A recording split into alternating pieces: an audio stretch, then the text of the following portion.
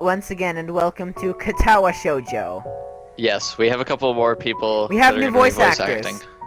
Please introduce we- yourselves, Gab, Hello. I'm the guest star here. Logan, There's no one else. I'm the real star. and Anthony. I'm just Tony. along for the ride. Alright, We are going to continue now and start, Brett. sounded a bit like an invitation to open the door, so I invite myself further in. The room is not large and it smells strange. A friendly-looking man turns around on his office chair to face me as I enter. His desk is neat and tidy, but the bin under the table is overflowing with used medical utensils, and there are at least a dozen coffee cup rings lingering on the desk.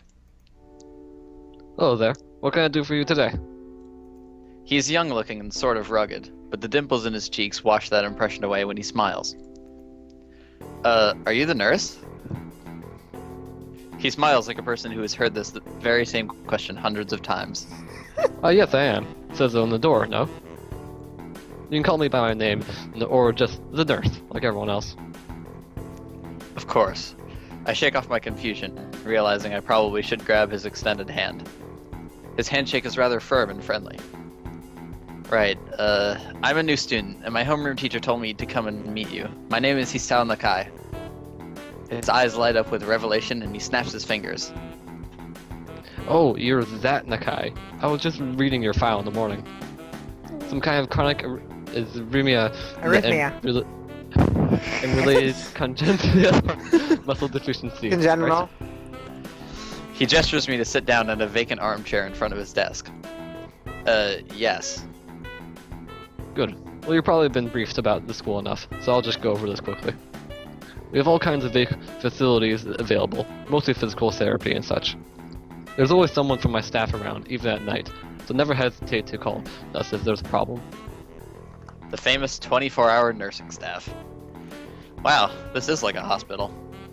Well, not exactly. For instance, we don't do brain surgery here. His joke feels so out of place that I'm left thinking why he even said it. Yeah, it's just that it's really weird to have so many medical people at a school. You get used to it. I'm not so sure of that myself, but I don't let the nurse know it. Now, let me just find your file again. While he searches for something from his computer and shuffles stacks of papers around, I let my gaze wander around the room. It's the epitome of generic, I'd like to say. Beige walls and ceiling, dark gray laminate flooring, and all the equipment you'd expect from a school nurse's office. Even the ridiculous educational posters are hanging on all four walls, reminding me to eat properly 3 times a day and from all the food groups. Smiling, the nurse draws a thick file from a stack of similarly thick files and opens it. So, you already have all the medication for arrhythmia, and just remember to take your pills every morning and evening, or it won't help that much. Apart from that, do you do any sports? Rash stuff, like, I don't know, boxing? He grins to his own joke, but I don't. I like this guy. Well, I played soccer occasionally with some classmates. Alright, I'm afraid I'm going to have to recommend you to refrain from doing that, at least for the time being. Oh. My lack of reaction makes him raise an eyebrow, but really, I'm not too bothered by him forbidding me to kick a ball around. I guess I never did it out of burning passion for the sport, just to have something to do. Any kind of concussion might be very dangerous to your heart, and risking another attack is not a good idea. With the previous one caused by a sudden concussion to the chest area, there's no mention of its cause in your papers. Not exactly. I sidestep the question acceptably, and he glances at me over his papers with a more serious expression on his face. And he becomes Brock. Oh my god, he is! Brock-kun. Still, you need to keep your body healthy, so some exercise would do. Oh! With- Keep your body healthy! You have physical therapy and such available, as I said, but I don't think you really need to have such heavy measures. Just get some light exercise regularly. Brisk walks, or even light jogging, jumping rope, that sort of thing. Swimming, maybe? There's a pool here. What if he drowns? So I was told. You are? Very good. Very good! At any rate, I'm sure you've been told this before, You just need to take care of it and not to overexert yourself. He wags his finger to emphasize the point. No need, really. I've heard this 1,000 times already. Absolutely no unnecessary risks. Take care of yourself. Okay. He goes over my papers one more time The and then main sets character them on the sounds like desk, an asshole. obviously content. Oh, is that how you feel, Tony? Then I'll Right, bring the you IRL, this bitch. character. Go ahead. Good. That's it, then. Come meet me if you never need something. I'm ushered out before I even realize it. Quick visit indeed. I end up standing in front of the main building and the auxiliary building, although to my eyes they still look one and the same. It's the first real look I get at the other students, so I watch people coming out of the school, going towards the gate or the dorms. Everyone seems to know where they're going. And I still keep thinking that most of them don't look too special for being students at a special school. Then again, neither do I. Does that make me one of them? One of us? One of us. One of us. I should go somewhere too, to prevent me from getting lost. It's around dinner time, but I feel tired instead of hungry. The weariness in me only grows as I trudge toward the dorms, set a little way apart from the main building complex. There's a garden of sorts between the school and the dorms, shrubbery, flowers, and that overbearing smell of fresh-cut grass that fills the atmosphere. It dawns on my tired mind that the smell feels novel because I haven't been outside at all for so long. The dorm building is big and made of red brick. Like the others, it feels way too pompous for what it is, so I push forward, going inside. It takes more time than necessary to figure out the key I was given was... It takes more time than necessary to fish out the key I was given from my pocket. Room 119. Despite the ornate exterior, the inside of the dorm is fairly new, functional, and boring. Just like in the That's main what building, An exit the hall... sign looks like an Asian. Look at it. In It looks Asian. like Racist. demons. In Asian. I don't know what language this This is. takes place in Japan. Okay. That doesn't good look to like know. Japanese. It doesn't at all. It doesn't Just like in the matter. main building, the halls and doors are wide to accommodate wheelchairs. The same goes for the elevators at the ends of the hallways. I poke my head around the corner of the common room door. Inside, a few students are watching the television. One nods and gives a quick hello before turning back to the TV.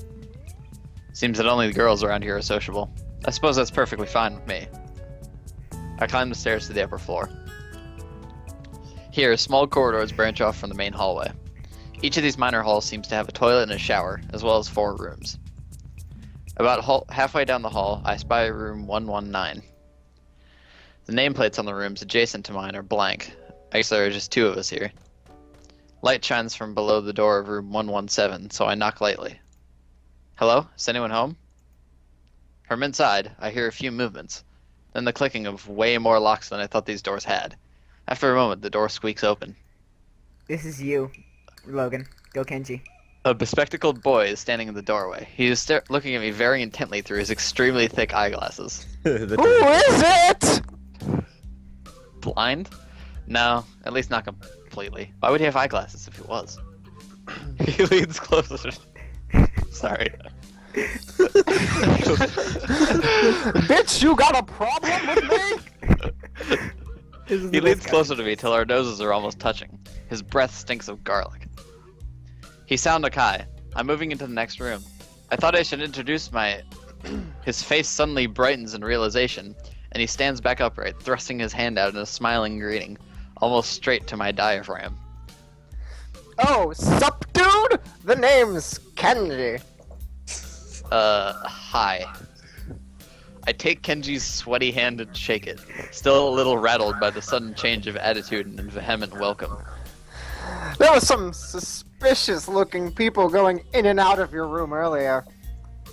It was probably my parents. Your parents? You sure? Because they could have been some other people, too. You can't judge a book by its cover. His out-of-place proverb is left hanging between us awkwardly as I try to think of some way to respond. I'd say the chances are high enough. So is this handicap being incredibly socially awkward? Yes. You shut your whole mouth! You'll He shudders see. and makes some exaggerated hand gestures. Oh! You're a brave man, Hisao. Me?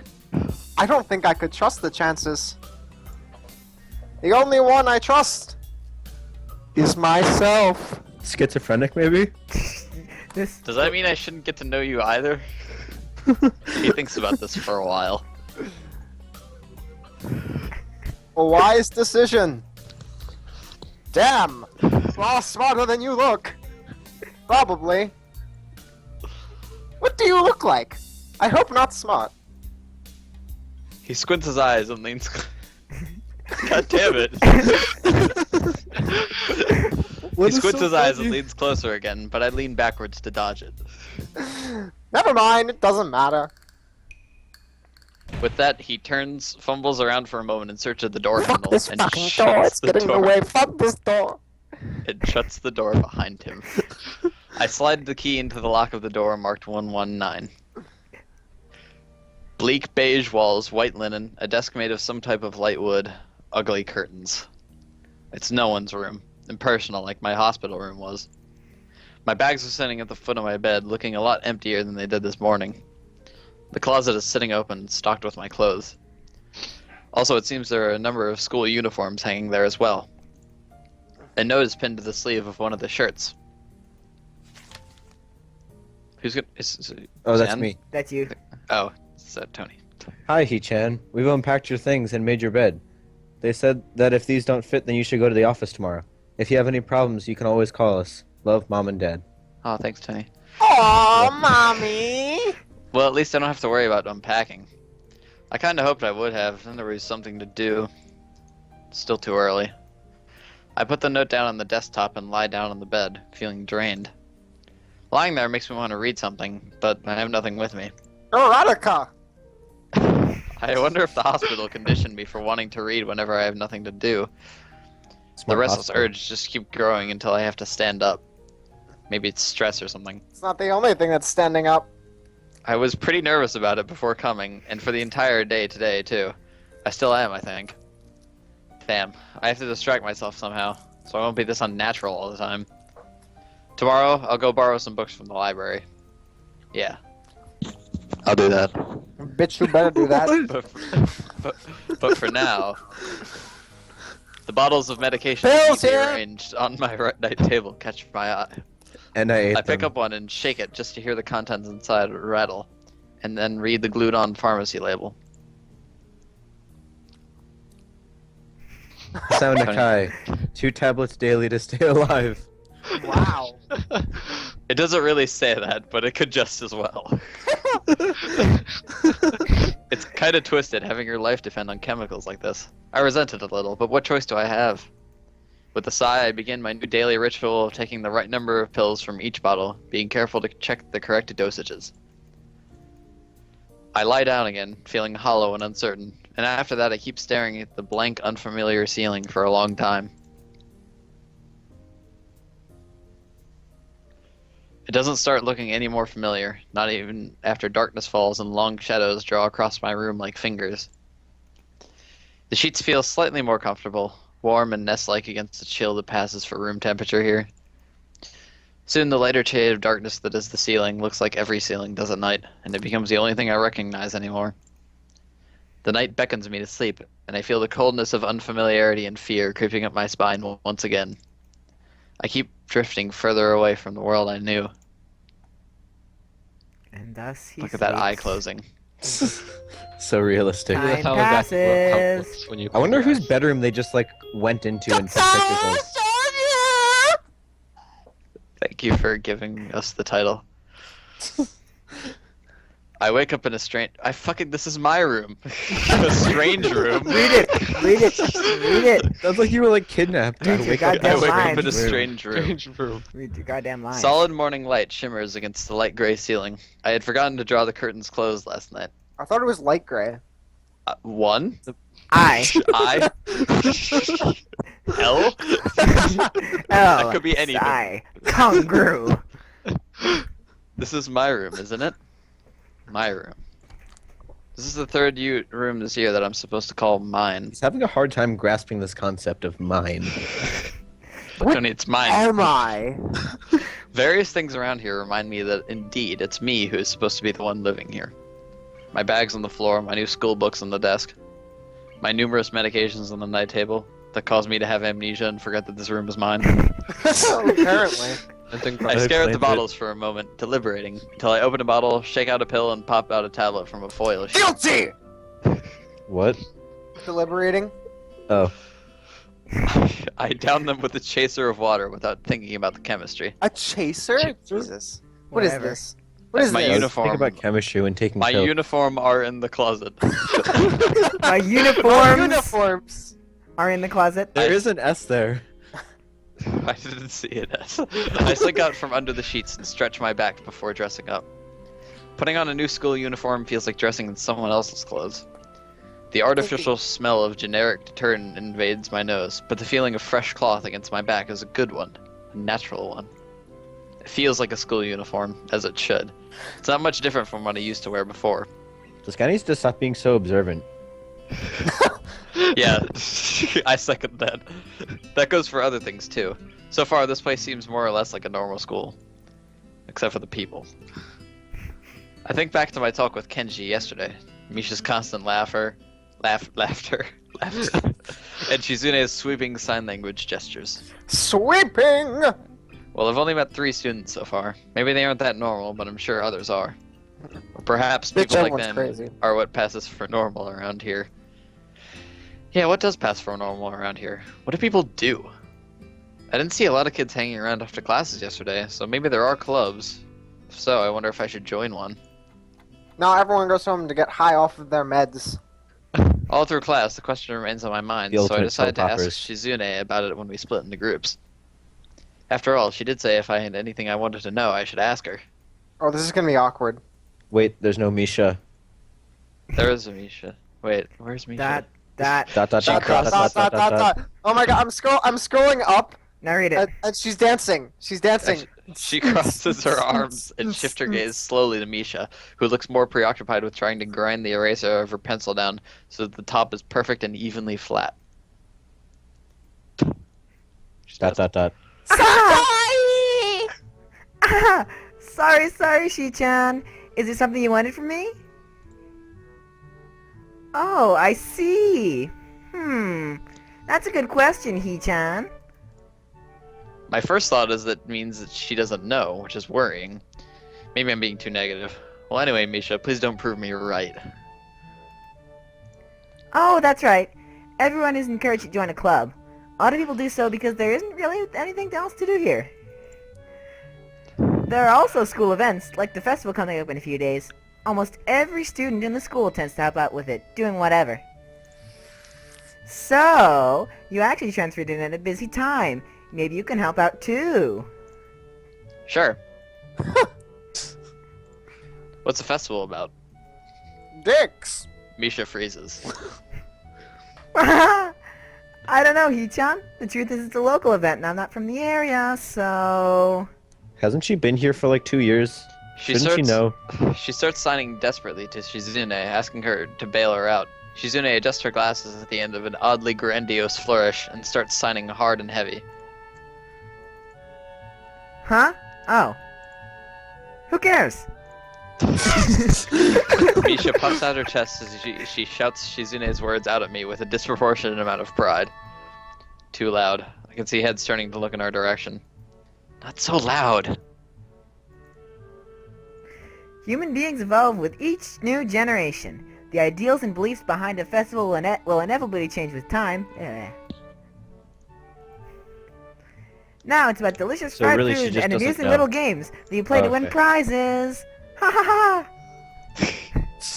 The teacher clears his throat very loudly, batting his long wooden pointer against his other palm like a baton. He shoots a pointed gaze at us. Everything's so pointy. Can it be a rounded gaze? How do you do that? Finally noticing where we are, Misha stifles a yelp and quickly quiets down.